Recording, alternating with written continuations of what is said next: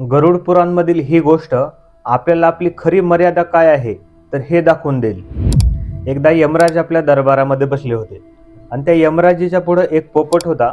तर त्या पोपटाला बघून यमराज खूप मोठमोठ्याने हसायला लागले।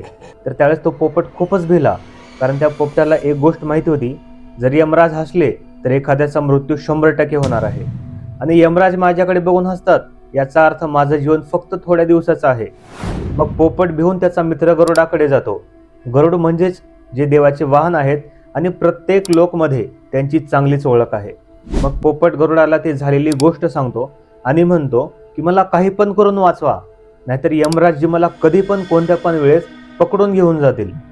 मग गरुड पोपटाला त्याच्या पाठीवरती बसवतो आणि 7 समुद्राच्या पलीकडे एका गुहेमध्ये जाऊन सोडतो। तेव्हा गरुड म्हणतो की काही दिवस तू ह्या गुहेमध्येच लपून बस आणि ह्या गुहेमध्ये इथे तुला कसल्याही प्रकारचा त्रास होणार नाही।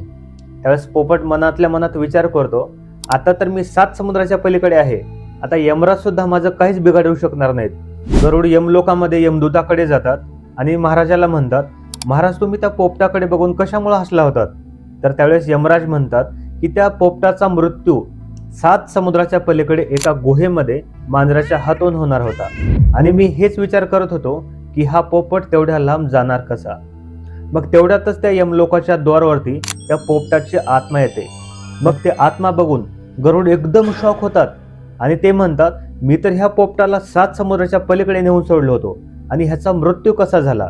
तर त्यावेळेस यमराज म्हणतात, तुम्ही ह्या पोपटाला वाचवण्यासाठी तिकडे नेऊन सोडलात, पण त्या गुहेमध्ये एक मांजर वाट बघत होती। मित्रांनो, ह्या गोष्टीवरून आपल्याला असं समजतं की आपण आयुष्यामध्ये काही जरी केलं समजा, तर आपल्या नियतीमध्ये किंवा आपल्या नशिबामध्ये जे आहे तर ते गोष्ट होणार म्हणजे होणारच आहे।